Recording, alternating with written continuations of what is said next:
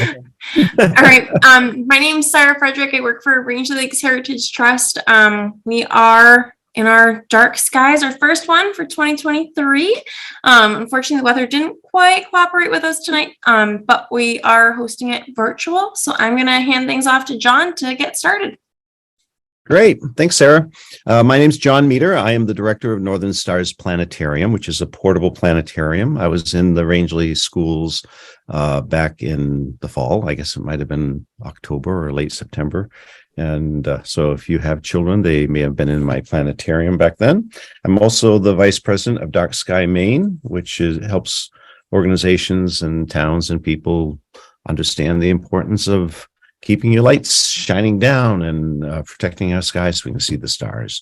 So rather than going on about all that and who I am, that's not as important as what we want to talk about. I really want to show you the sky that you would see. Oops. Sarah, I need to have you enable screen sharing, please. Cool. Nope.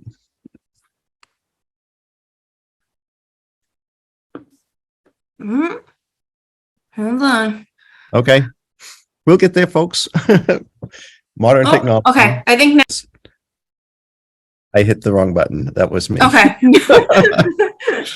All right. We're getting there. We're getting there. It's a comedy of errors sometimes, but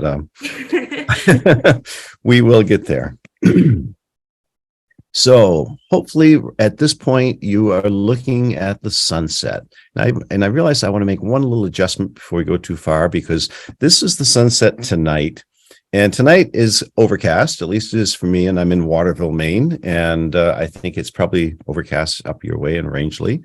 So it's supposed to be clear tomorrow night. So I thought, rather than looking at the sky tonight, let's look at the sky tomorrow night. So we're going to jump ahead one day, and we'll just put that away. Now, believe it or not, that's the difference. It doesn't look like much, does it? But if you'd watch carefully, that sun would have moved just a little tiny bit. So you can see the sun's getting ready to go down over there in the southwestern sky. And what we're going to do today is we're going to use the path of the sun to help us discover what's in the sky in this winter sky. Some interesting things tonight. You see the sun, if you could see the stars behind the sun, which we can't because the glare of the sun is what makes the sky blue and all the colors we see here. But if you could, there are stars behind the sun. And with this nice little program, we can take that glare away and see the stars behind the sun. And what you would find is this is the sun, remember, right down here, is the sun would always be in a constellation. For example, right now, it is in the constellation or entering the constellation of Capricornus, the sea goat. So that's Capricornus. I don't know how it's supposed to look like a goat, say nothing about a sea goat, but that's what the constellation is. And through the course of the year, as the Earth goes around the sun, if you could see the star, look towards the sun and see the stars behind it as you go around it, it's going to go through a series of constellations. Those are the constellations of the zodiac. Capricornus, then after it travels through Capricornus, which takes about a month, it enters Aquarius. And from Aquarius, it goes to Pisces, and Pisces to Aries, and Aries to Taurus, and so on all the way around. And as you probably all know, there are 13 signs of the zodiac, not 12. There's one called Ophiuchus, which is just between Libra and Scorpius. It's actually in the constellation of Ophiuchus, so a little different than the horoscope thing, but it's all based on this nevertheless. So the path the sun takes is called the ecliptic, and it's this line right here, this orange line. And that's not how it moves across the sky during the day. That's how it moves through the course of the year from day to day. You know, if we jump back to yesterday, remember, we jumped ahead one. Let's just for a second go back. Watch the sun on that line. You see how it jumped back? If we jump back to today, it goes up. If you go to Sunday, it would be here. And Monday, it would be here, and so on. So it's slowly moving through the stars. And we're going to leave it. Yeah, tomorrow's the 21st, right there. So we're going to use that line to find some interesting things. But we're kind of getting ahead of ourselves. I just wanted you to see those. Let's get back to the way the sky looks tonight. And this is tomorrow night. This is just before sunset. So let's let the sun go down. We'll leave that ecliptic line up. That's the path of the sun through the stars. And you'll see that as the sun goes down, the sun's not actually falling. The whole line is moving. And if you look along the horizon, speed it up just a little bit. And we're going to go to about 5:30, right about there. So we're at 5:34 if you want to get exact, tomorrow evening. And it's supposed to be clear tomorrow night. So, and there's a new moon. So that means there's no moon to be seen in the sky. So the stars will be nice and bright and sharp. But if you're out between 5 and 5:30 after the sun goes down and you get that little darkening, the stars are starting to come out, start by looking in the same direction where the sun sets, and you're going to see two very bright stars very close together. And you notice they're pretty much on the ecliptic. Those are two planets. The bright one is Venus, and the fainter one just above it is Saturn. Now, if you remember your solar system, you know that you go Mercury, Venus, Earth, Mars, Jupiter, and then Saturn. So, these two planets aren't actually anywhere near each other. They're just lined up so that Saturn's way off in the distance and Venus is much closer. And they just lined up so they look close in the sky. When two planets look close like this, it's called a conjunction. So this weekend, we're having a conjunction between Venus and Saturn. And what's cool about that is if you have a pair of binoculars or you have a small telescope, you can look at these two and see them both in the same field of view. Now, of the two, Venus is the brighter, which makes sense because it's way brighter, much closer. It's not much to look at in a telescope. If you do look in a telescope, you won't see as much as this program is showing you, but you'll notice that it's not perfectly round. It's got an egg shape to it. Well, Venus goes through phases just like the moon. The moon can be a crescent moon, or it can be a quarter moon, which looks like half, or it can be kind of egg-shaped too. It's called a gibbous phase, and that's what Venus is in right now. It's a gibbous phase. You never get a full Venus because to be that, you'd have to be between Venus and the sun. Earth doesn't ever go there. You don't want to go there, it get too warm. But so from us, we sometimes see a crescent Venus, but right now we're seeing a gibbous Venus. And the features you see here, these are features taken by space probes that went to Venus. They're cloud formations. When you look at Venus, you can't see the ground anywhere. You just see cloud tops. The planet's totally covered with clouds. So if you lived on Venus, you'd never have a sunny day and you'd never see any stars at night. It's cloudy all the time. It's also 900 degrees Fahrenheit. Not a very comfortable place to be. But interesting to look at. It looks like the brightest star in the sky, but remember, it's not really a star. It's the planet Venus. The one beside it is really much more interesting to look at. And this, of course, is Saturn. Saturn is 1 billion miles away, much, much farther away than Venus. And unlike Venus, this planet has no ground. You're looking at clouds, but you see how the clouds stretch out in all these bands going around the planet, not the rings, but the planet itself. That's because the winds on Saturn blow around 700 miles an hour, stretching the clouds in those bands. There's no ground underneath. If you go in, it's just more and more clouds and gases and maybe some liquids inside, but nothing you could land on or drive a rover around like we do on Mars. The rings themselves are made of ice, mostly water ice. They're 30,000 miles wide this way. That's quite a long way, 30,000 miles, but thickness from top to bottom. Some places they can be up to a mile thick, but in most places they're less than 100 yards thick or 100 meters thick. So if you tip the rings up on edge and put them down at the 50-yard line at the Super Bowl, they'd pretty much fit between the goalposts right there. That'd be a halftime show, wouldn't it? Look at that. So Saturn's really cool, and you can see those rings with a small telescope. You will not see the rings with binoculars. With binoculars, Saturn might look kind of oval shaped, but to see the rings clearly, you need a telescope magnified 60 to 70 times, and then the rings show up. So that's the first thing you want to look for, because you see how they're low there in the southwestern sky. Remember how the sun went down? If we speed up the Earth's rotation, you find they follow soon afterwards. So by a little after 6 o'clock, they're going to be below the horizon. But never fear, there's other interesting things to look at. If we zoom back a little bit and look a little higher along that ecliptic, you're going to find another very bright star up there. And that's another planet. That's the planet Jupiter. So let's just stop that motion before we get too far. And so once you found Venus and Saturn, they're going to stand up nice and bright because Venus is so bright. Saturn's quite a bit fainter, but you find the two. Then look above, and the next brightest thing will be Jupiter right here. And Jupiter is really fun to look at. It's in the constellation of Pisces, another zodiac constellation. The planets all travel through them too. And with a pair of binoculars, you might pick up some of Jupiter's moons. Now, Jupiter has 80 moons going around it. Imagine 80 moons in the sky. You will not see 80 moons with your binoculars, and you won't see 80 moons with a small telescope. At best, you're going to see 4 moons. It has 4 big moons and about 75, 76 little tiny moons, which you need like a research grade telescope to see, or you'd have to go there in a spacecraft. Now, tomorrow night, if you go outside around 6 o'clock or 6:15, which is where we're at right now, let's stop that motion. You're only going to see 3 of the 4. So if you look in, you can see Jupiter right here. This is a moon, this is a moon, and this is a moon. The 4th moon is behind the planet. If you could have gone outside tonight, you would see all 4. But tomorrow night, you're only going to see 3 in the early evening. Now, if you stay up later, that may change because those moons are orbiting. And I've been out many nights where you look up and you see Jupiter and you can only see maybe 3 moons. And then suddenly a 4th one pops up from behind Jupiter. And when it does that, it kind of just suddenly it's there. It feels like it just like, hey, I'm here. And it's kind of surprising. Like occasionally you'll find one night we were looking at it and we saw 3 moons. And I had a student and he was looking, he goes, hey, that second moon, like this one here, he says, it just turned into 2. Well, it turned out the 4th moon wasn't behind Jupiter. It was behind that other moon. And as they moved, they suddenly separated. And he said, it just looked like it just went and turned into 2. So that's kind of a fun thing to see. Now, Jupiter is the largest planet in the solar system, over 1,000 times bigger than the Earth in volume. And it's made of clouds and gases like Saturn. You can't land here. And the winds are what stretch the clouds in these long bands like you see here. And the bands blow not here at 700 miles an hour, maybe a couple hundred miles an hour at the most. One band will go east, the next band goes west and east and west, and that's why they stretch into these different bands.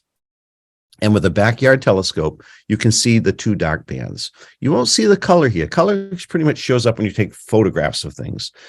Some stars you can see colors because it's small and intense. With the planets, it's all going to kind of look gray, but you can see the features pretty clearly. And by the way, these moons look really big compared to Jupiter, and they're not. They're much, much smaller than Jupiter. The program is making them big so you can actually see them. When you look at Jupiter with a telescope, you'll see Jupiter as a disk, and the moons are going to look like little stars in a straight line across, parallel with the equator of Jupiter here, as you can see there in that line right there, that same plane going around Jupiter. And that mimics the plane of the ecliptic, or the path of the sun. Well, we've seen 3 planets so far. We found Venus, which is setting down there, and Saturn, and Jupiter. Follow the ecliptic across the sky down to the southeast, or high into the southeast, and you're going to find the final planet that's easy to find tonight, and that's Mars. Mars is on just above the ecliptic, but it's right along the same path. And because the planets of orbits are all pretty much in the same plane, but they tilt a little bit. Some are tilted up and some are tilted down. And so they're not very far from that ecliptic plane. Mars has been very, very bright lately. It's getting fainter now. You see, as we go around the sun, when Earth and Mars are on the same side of the sun, we're closer to it. It's well lit and it makes it very bright. Back in November and December, Mars was brighter than Jupiter. It's fading out because we're pulling away from Mars now. And as we pull away from it and get farther away, its brightness dims. And sometimes it can be quite a bit dimmer than Jupiter, not bright at all. So we've had a nice round of viewing of Mars for the last couple of months, and it's still pretty good right now. So this is Mars, and it's not an awfully exciting planet to look at. It does have a reddish-orange color, and that orange color comes from rust. Mars is red because it's rusty. Now, if you have a really good telescope, sometimes you might notice a white patch either on top or on the bottom. If we zoom here, we can clearly see it because these are NASA images, not telescopic images. I wish they were the other way around, but it is what it is. So, but you can sometimes see a white patch, and that's an ice cap. You usually don't see both ends like we're seeing in this picture. You usually see it one or the other because it's tilted a little bit. And just like the Earth has ice at the North and South poles, so does Mars. One of the big differences, though, is Earth's ice is all made of frozen water. Some of the ice on Mars is frozen water, too. But most of the ice you're looking at is frozen air. Now, the atmosphere of Mars is carbon dioxide, so it's basically dry ice, frozen carbon dioxide at the surface. Imagine it getting so cold that the air freezes, turns to snow, and falls to the ground. That's what happens at the poles of Mars. So that's the 4th planet. And those are the 4 planets that are easy to find right now. And once we get to Mars, we're getting to one of my favorite parts of the sky, year round. This one we only see in the wintertime, but of all this, I love the sky in different seasons because the stars change through the seasons. But the wintertime has this group of stars that just stands out so brilliantly in the sky. We're going to go a little bit later. I'm going to keep you late tonight, virtually late it is. And right now we're going to stop right here, and this is about 8:30. You notice Mars is high in the southern sky, and Jupiter's moved off to the west, and Venus and Saturn have set, just like the sun did. Let's take that ecliptic line down now so we don't get too distracted by that. So we're looking, you've got Mars here marked, but this part of the sky there's some very distinct constellations. And as a group, there's a great big circle of bright stars we call the winter circle. To find the winter circle, we start with the brightest star in the sky right down here, a star named Sirius. We go up to Procyon, over to Pollux. I'm going to have to bring it down like that, to Pollux and Castor, up to Capella, down to Aldebaran. We don't use Mars because Mars is a planet. It's not a star, and it won't be there. It's going to keep moving. And so it'll move right out of this region eventually. Then we come from Aldebaran down to Rigel and back to Sirius. So we've got a great big circle here in the sky.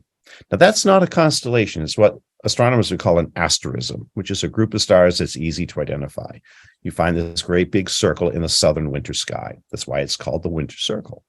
Now, there's several constellations here, and they're all pretty distinct. And the most distinct one of all is one that a lot of people know.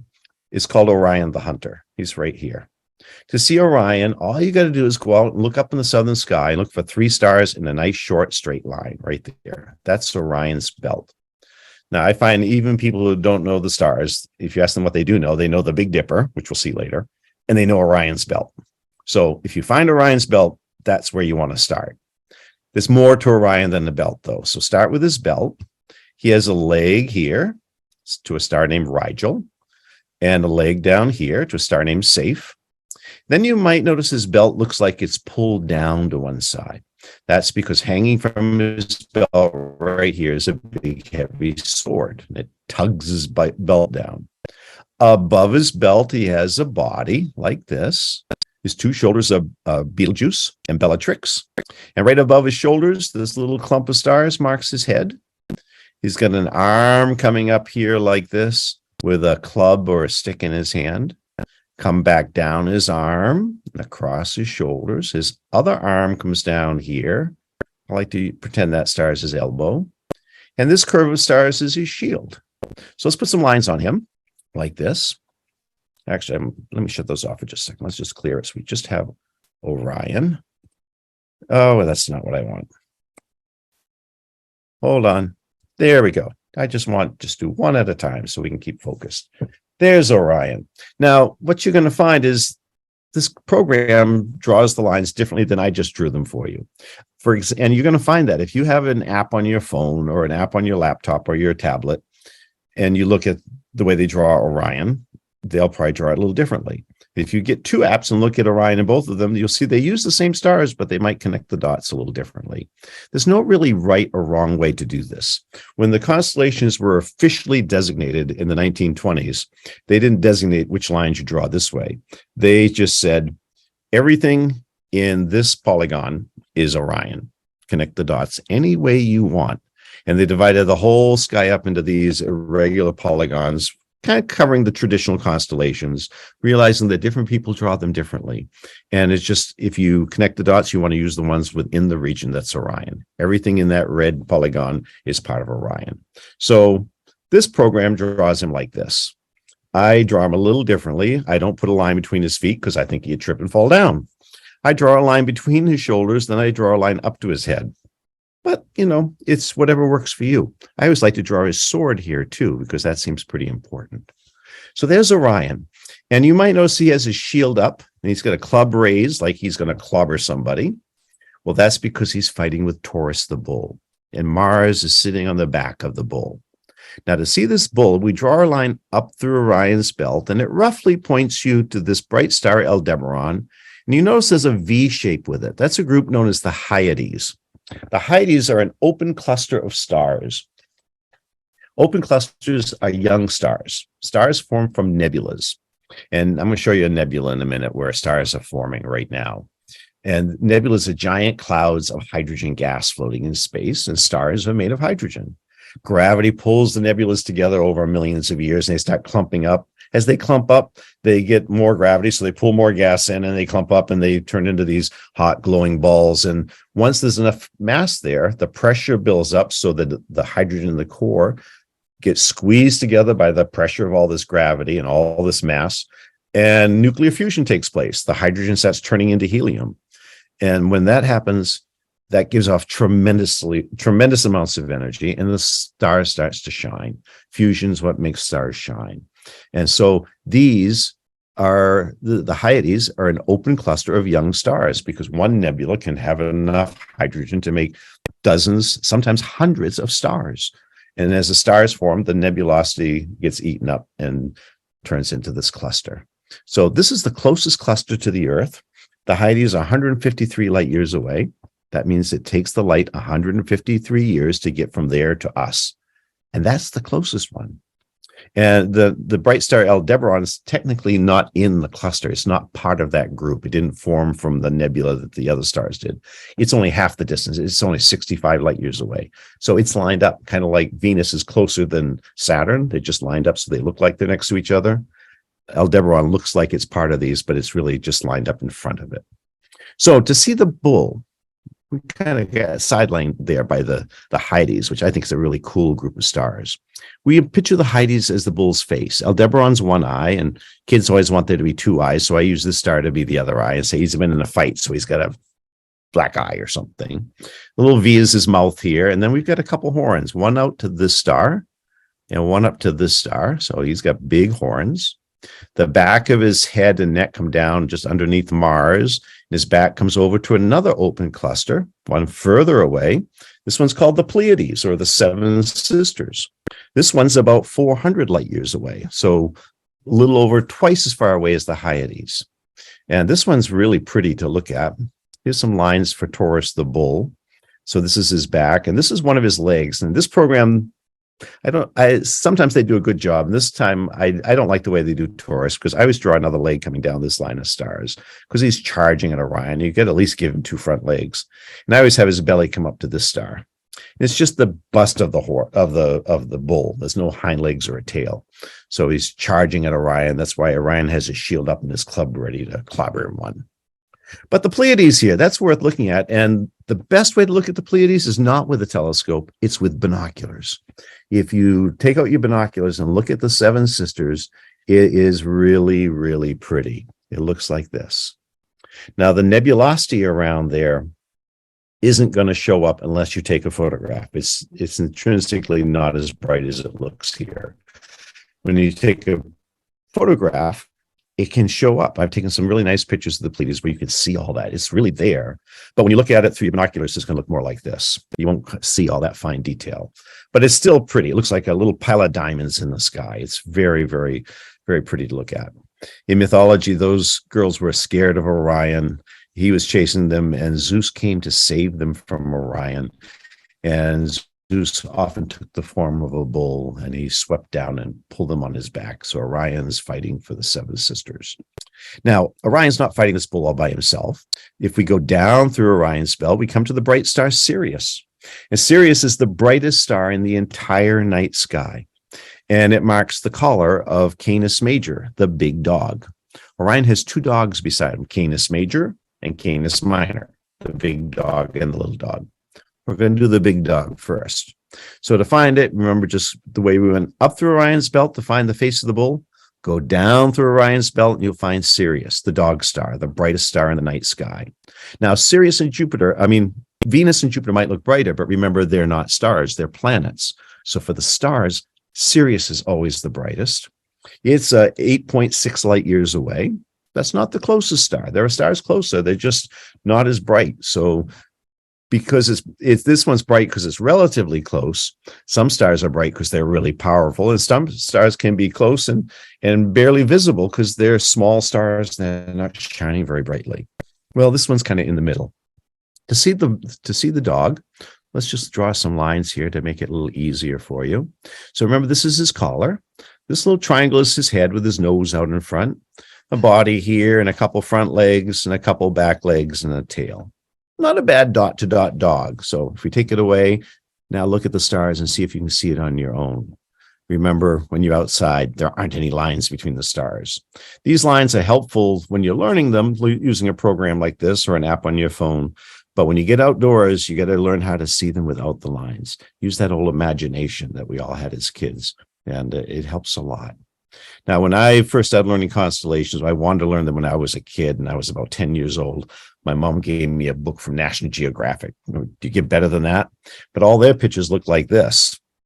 And those are really cool and sexy and all that. I thought they were really cool. And I remember taking that book out and looking at the sky, and I could not see those pictures. I could not make the stars look like that bull or Orion. Orion maybe, but the dog, it just didn't work. And I got very frustrated and was never able to really learn them. Then many years later, I found a book which was actually designed to be a kid's book. It's called The Constellations, A New Way to See Them. And they just drew them as kind of dot to dot drawings in the sky. This is by H.A. Ray, the guy who did the Curious George books. And it's a great book. You can, it's still in publication. You can still get it. And he drew them a little differently than this program does, and a little differently than I do, because you'll find they all do them a little differently, but they use the same stars. So, but it gave me a way to see the constellations I could visualize, and I could go outdoors and visualize that. So that's Canis Major. And when we go from Canis Major to find the little dog, we'll go up and to the left or up and to the east to the next bright star, which is called Procyon. And Procyon marks the nose of the little dog. Now, this one's a little more complicated, so listen carefully. Call this his nose, then draw a straight line back to this star, star named Gametia, and that's his tail. And that's all there is to the little dog, just two stars, one at each end. Kids like to nickname it the hot dog. So we've got quite a scene here. We've got Orion fighting the bull with the two dogs over here. They look like they're running around in circles, don't they? Well, they're partly excited about the battle, but they're also excited because underneath Orion is Lepus the rabbit, or Lepus the hare. Now, the way I see Lepus, because I do it differently than this program does, so you're going to have to listen to me since I'm your teacher tonight. I see Lepus as a rabbit leaping away from the dog. So this little trapezoid is the rabbit's body. This is his head up here. You can see an ear there and an ear there. His back. He's got a back leg here and a back leg there.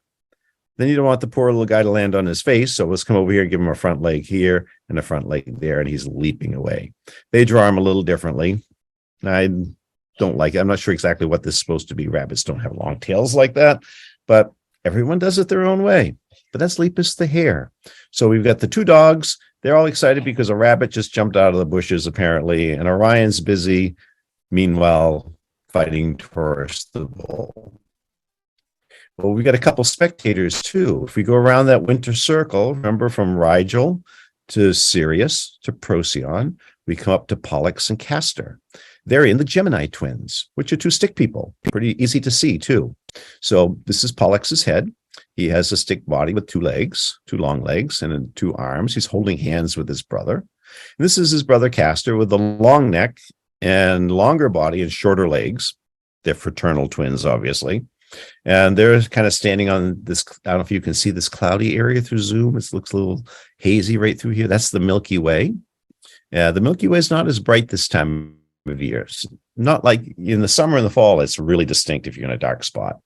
In the wintertime, even in a dark spot, it's just barely visible. It goes between Orion and the Gemini twins right through here.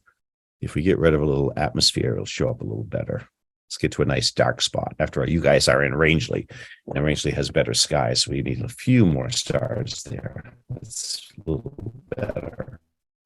So we've almost done the entire winter circle. We went from Rigel to Sirius to Procyon to Pollux and Castor.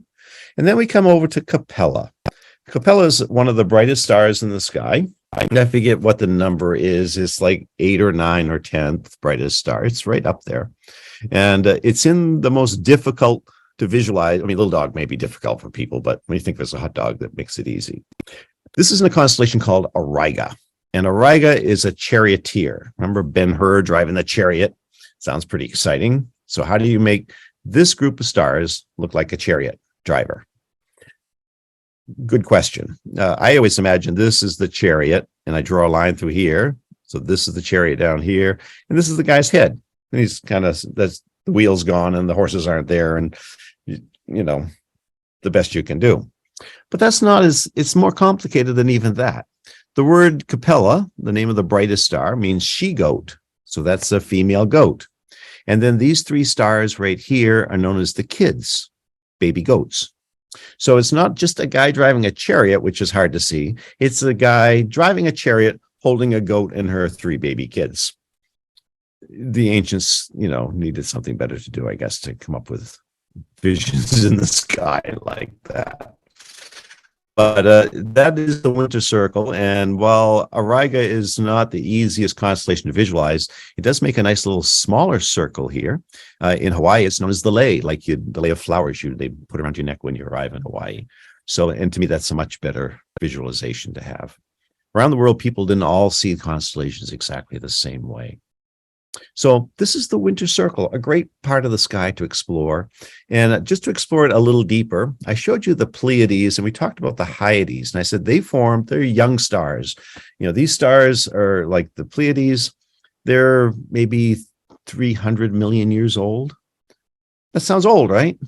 For a star, average stars like our sun is 4.5 billion years old. And a billion is way bigger than a million. I know, I always struggle with helping kids understand the difference between a million and a billion. And I heard something recently which really hit home with me. To understand the difference between 1 million and 1 billion, think about this. 1 million seconds is a little over 11 days, a time span we can all experience. 1 billion seconds is a little over 31 years.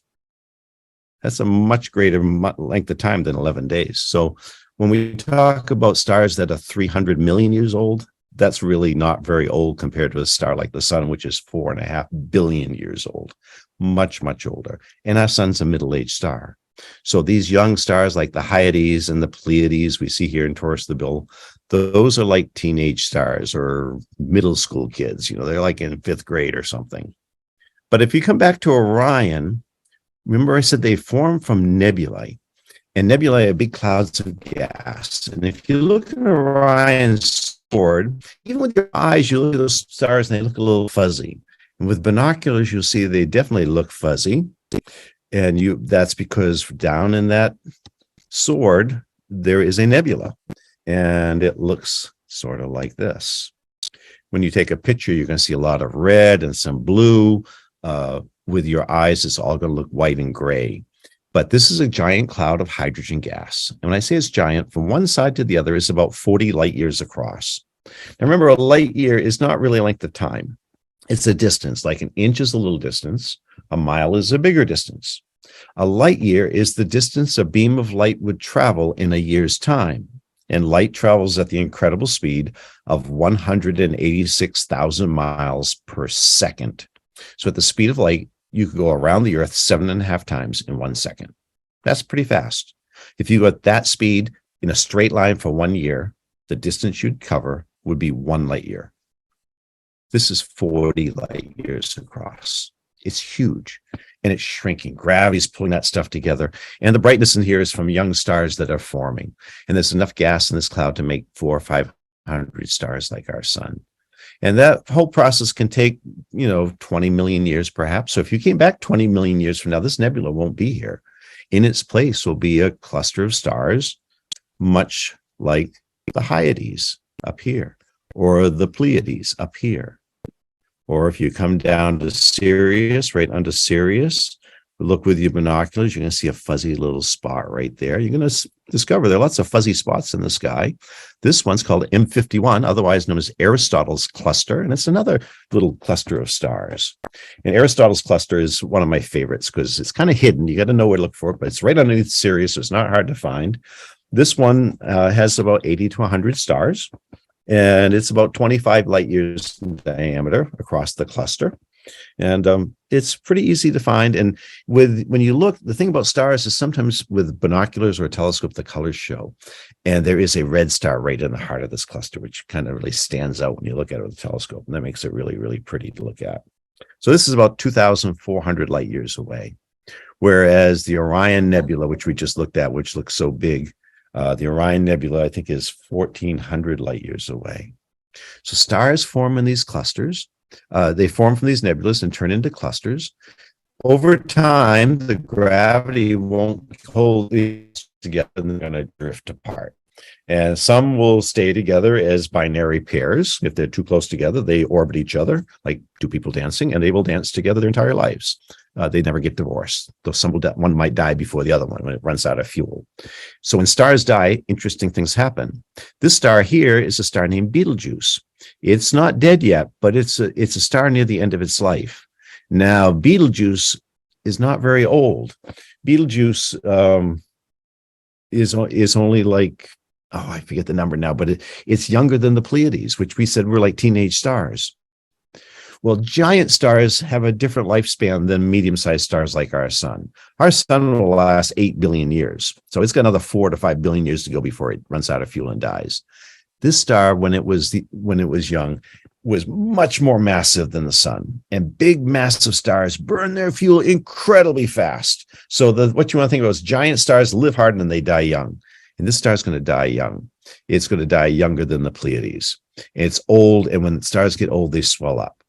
To give you an idea of when I say swell up, think about this. The sun is 1 million times larger than the Earth in volume. So the sun's pretty big, right? Now imagine the sun were a beach ball, 2 feet in diameter.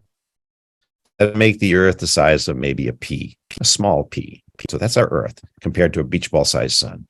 Bring Betelgeuse. This is called a red supergiant. This is what stars do when they get old. They swell up. Bring Betelgeuse over and sit it down next to our beach ball-sized sun. Betelgeuse would be 1/4 mile in diameter. This is a giant, giant star. And it may blow up one day. It's 800 light years away, so when it blows up, we won't know it until 800 years later because it takes the light that long to get to us. So it's one of those stars. Most stars aren't like this, but it's one of those stars that it may not even be there right now. Because if it blew up, let's say 400 years ago, we still won't know for another 400 years until the light of that explosion can reach us. When it does explode, it'll be as bright as the full moon. But it'll still just be that point in the sky. It won't get big like the moon. It'll just be incredibly bright. We know that because right up by the Taurus's left horn right here, 900 years ago, suddenly a brand new star appeared in the sky. And the Chinese wrote, they called it the guest star, and they said that it was so bright you could read by it at night. Well, if you look at this part of the sky today, you can find the guest star, or what's left of it. It should be right there. We call it the crab. I'm just centering it. I should just center it the way you're supposed to center it, like this. It's called the Crab Nebula. And this is a star that exploded in 1054, I believe it was, a little over 900 years ago, 950 years ago. So when this star exploded, it was as bright as the full moon. You could read by the light of the star. It stayed bright like that for 4 or 5 months, and then it slowly dimmed down. This is what it looks like 900 years later, and it's still expanding outwards in all directions at over 1,000 miles a second. So if you look at pictures of it taken today and pictures of it taken like in the 1970s, you could see how it's changed over that time. So that's an amazing thing to look at. It's not very big, much, much smaller than the Orion Nebula. And this is from a star that died versus this is not forming into new stars. This is a star that blew up. So we're looking at the winter circle, which amounts to Orion the hunter right here. And he's fighting with Taurus the bull right here. Go down through below, we find Canis Major and the bright star Sirius. Canis Minor, the little hot dog, chasing Lepus the hare in front of Orion. Watching over the scene, we find the Gemini twins. And then up here, just to throw in something we don't quite understand, we find Auriga the charioteer lugging the mother goat and her kids. Well, Taurus and the Gemini twins, you might know, is part of the zodiac because it's along the path of the ecliptic, which is that path of the sun we started talking about.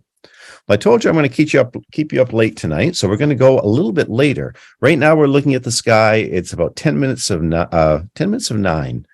So we're going to go almost to midnight. So let's see what happens if we speed up time one more time. Remember, the stars go down in the west, but they come up in the east. because the sun doesn't really move in the day and neither do the stars. The earth is turning underneath our feet. So we're staying up a little bit later. We're going to go right about to there. We're at, actually now we're at 11:48. So we're just before midnight. And you see that Mars is over in the southwest now. Jupiter has set, and Orion and the winter circle has moved over to the southwest. And when we first started looking at them back around 8 o'clock, they're over here in the southeast. So they've drifted westward. If we follow that ecliptic across the sky from Taurus, we can put some labels up there if you want to help remember them. We can move Taurus, Gemini, and if you know your zodiac, you know the next one is Cancer the Crab. And there are no bright stars in Cancer the Crab, which is appropriate. If you've ever gone to the coast and spent time looking around the seaweed to try and find a crab, you know that they try to blend in and hide. And if you're a crab, you would too, because lots of things are ready to eat you, like seagulls and things. So it's only appropriate that the constellation of the crab has no bright stars. But it does have one really interesting feature. We've looked at 3 different open clusters today. We've looked at the Pleiades and the Hyades in Aristotle's cluster. Well, you can see right in the heart of the crab right here is what's known as the Beehive cluster. And it's one of my favorites to look at. Here it is right here. Let's look at it like this. We can see a real picture. And it's a beautiful little pile of stars in the sky. And it's known as the Beehive. And it's an easy one to find with binoculars. So these open clusters are all really nice binocular objects. You don't need a telescope to see them. You can use the telescope, but a pair of binoculars are just fine.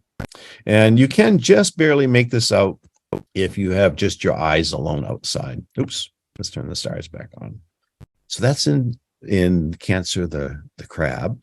Follow the ecliptic one more constellation over, and then we're going to leave the ecliptic after this one. This one's called Leo the Lion. And to see Leo, let's just clear out the other constellations for a moment and just bring up just Leo. No, I just hit Cancer. We'll leave Cancer up there. Okay, to see Leo, what you want to look for, first of all, is what's known as the backwards question mark. It curves around like this and comes down to the bright star Regulus, which marks the dot of the question mark. It makes a nice question mark. It's just facing the wrong way. To turn it into a lion, the curve of the question mark becomes the mane of the lion, and his face is over here where there aren't any stars. You could pretend to make a circle there if you want to. So that's Leo's head right there, with the mane on the backside. This is the lion's body, right here, with a tail down to a star named Nebulae, which means tail. Then there's a hind leg here, and a hind leg there. And I wish they had drawn them in, but they don't. I usually would, but I didn't make the program. So there's another front leg here and a front leg this. We had 2 front legs, one there, and 2 back legs, one here and one there. Now there's a secret right in his hind leg, right about here. If you zoom in on this part of the sky, and this you probably want a telescope to see, though you might get a hint of it with binoculars. You can see what's known as the Leo triplet.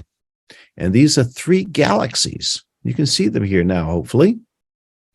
The top one is called the Hamburger Galaxy, because someone thought it looked like a hamburger. This is a spiral galaxy like our Milky Way, but we're looking at it edge on. Galaxies tend to be round like a plate and kind of thin like a plate. And if you look down from the top, it's going to look like a circle with maybe spiral arms. But if you look edge on, it's going to look like the edge of a plate. And there are dust lanes through there. And that apparently would be the hamburger, I guess, if you want to keep the naming analogy. This one's M65 and this one's M66, I believe. Don't quote me on that one. So, and these are all spiral galaxies. We're looking at them at all different angles. But this is nice because what's nice about this one is you can see all 3 within one field of view with a telescope. And you don't need to magnify very much. They pop out pretty easily. And these things are very, very far away. I don't have, millions of light years away. So when you look at these, you're seeing them the way they looked millions of years ago. And if you look at this one down here at the bottom, you'll notice there's a lot of pink in it. Remember the Orion Nebula? I said you're going to see a lot. If you take a picture, you see a lot of pink. The red in here are nebulas inside the galaxy. So there's a lot of star formation going on in this one. Whereas this one here doesn't have much star formation if you look at it carefully. So what scientists think is that when two galaxies interact, it stirs the gases up and it creates these star forming regions.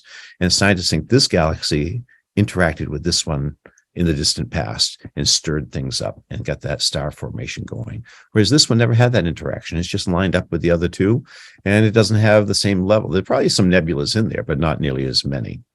So that's right by the hind leg of Leo the lion, which makes it a pretty easy one to find. Now, once you find Leo, if you look above it, you're going to find the familiar Big Dipper. The Big Dipper has 3 stars for a curved handle and 4 stars for the pot or the bowl. What you want to remember about the Big Dipper, well, let's get rid of that. Hold on. Right there. Okay. Is that the Big Dipper is an asterism, like the Winter Circle. It's not technically a constellation itself. It's part of a constellation called Ursa Major, the Great Bear. You need to add a few stars to turn it into a bear. The handle becomes the bear's long tail. The Dipper plus these stars become his body, a nose out in front, and then some legs coming down here like this. Sometimes in some apps, you'll see 2 hind legs, this one, then another line coming down to this pair of stars for the other hind leg.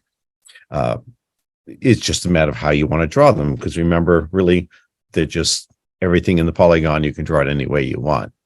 I like these 2 stars because in Africa, when they talk about that pair of stars and this pair of stars and that pair of stars, they're known as the 3 leaps of the gazelle. You can just picture this gazelle leaping across the savannah, leaving 3 sets of footprints. We get a pair here and a pair there and a pair there. So we have the Big Dipper. And one way to find Leo, if you go outside, because most people can find the Big Dipper easier than find Leo. Once you find Big Dipper, to find Leo is, if you imagine you could grab the Big Dipper by the handle, take the pot, bang it down, you'll hit Leo right smack in the back of the head. So that's a way to find Leo.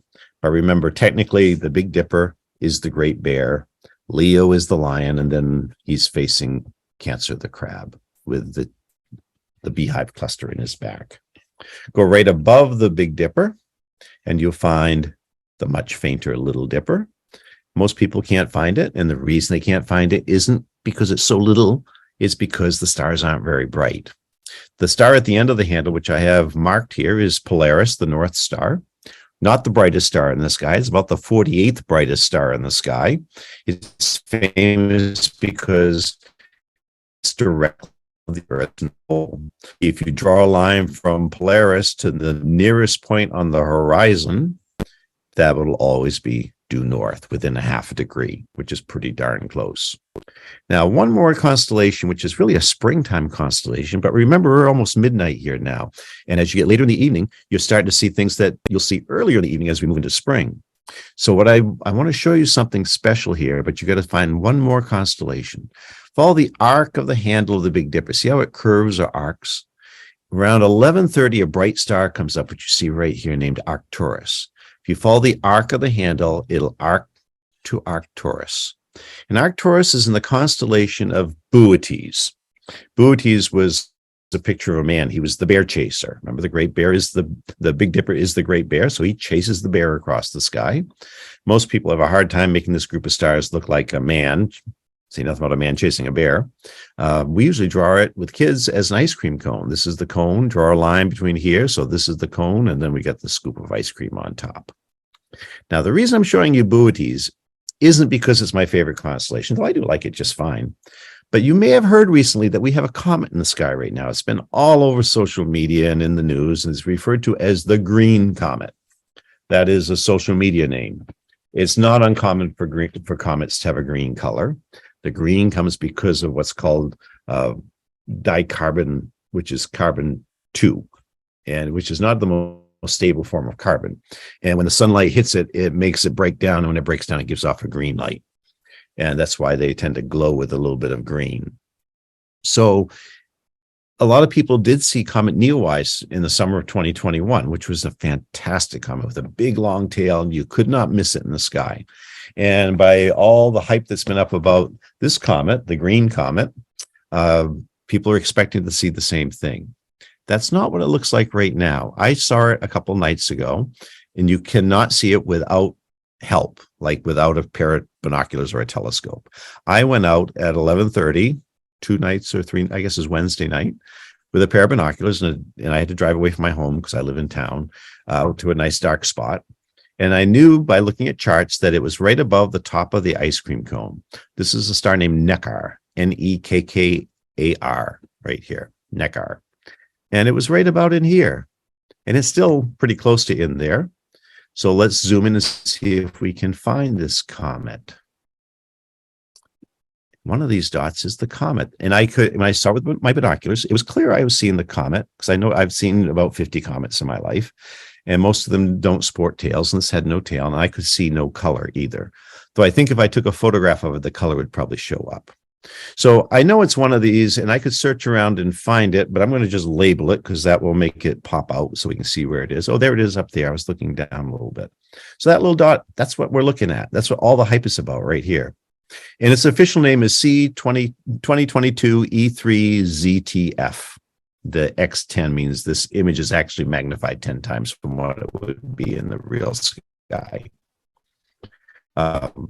C means it's not periodic, in that it hasn't been here before, at least not in the last 500 or 600 years.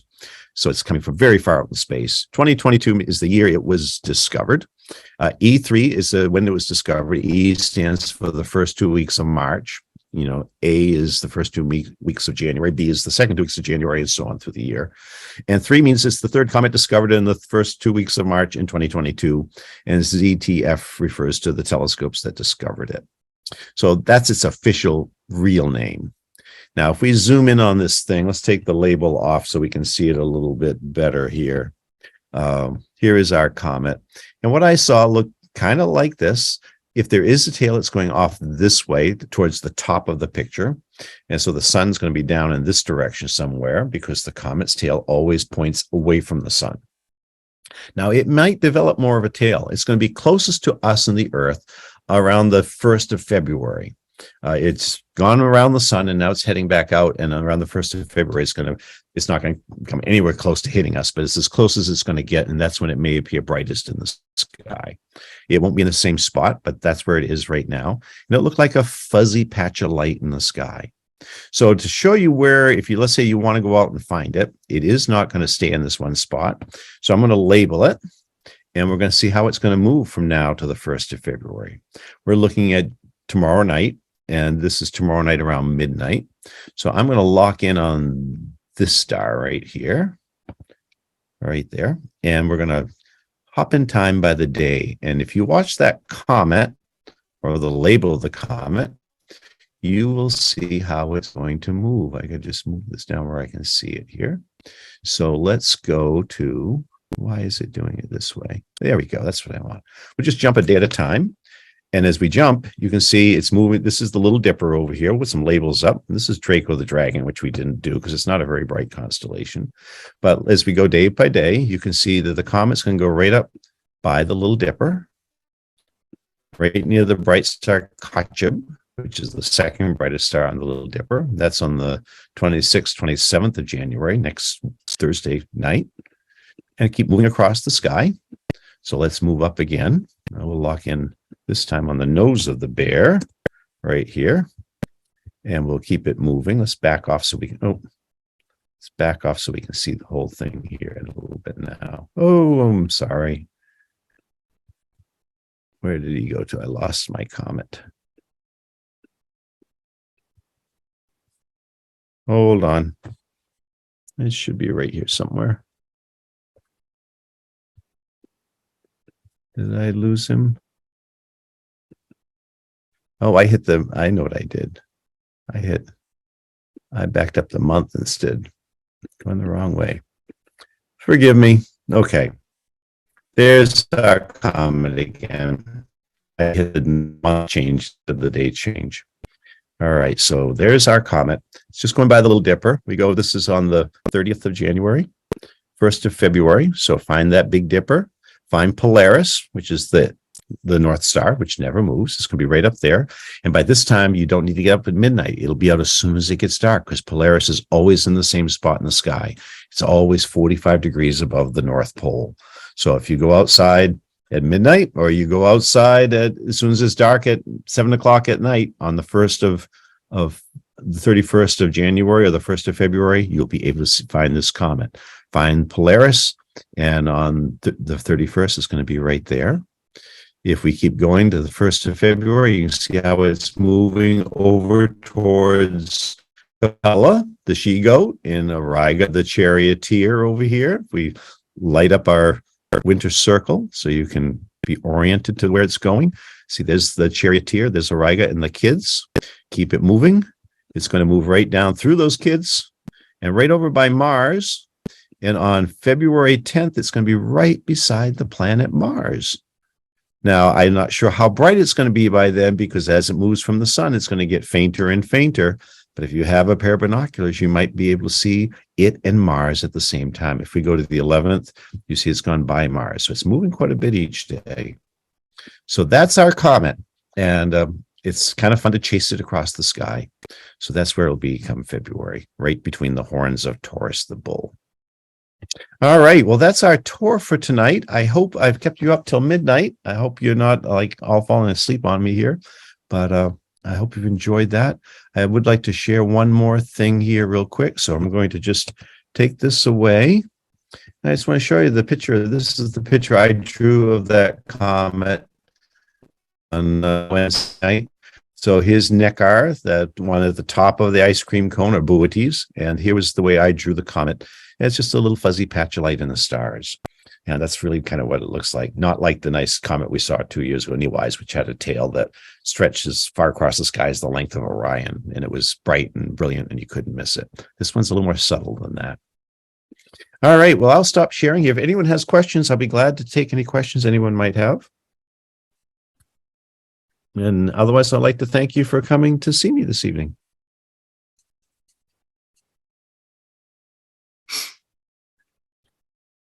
No questions? Oh.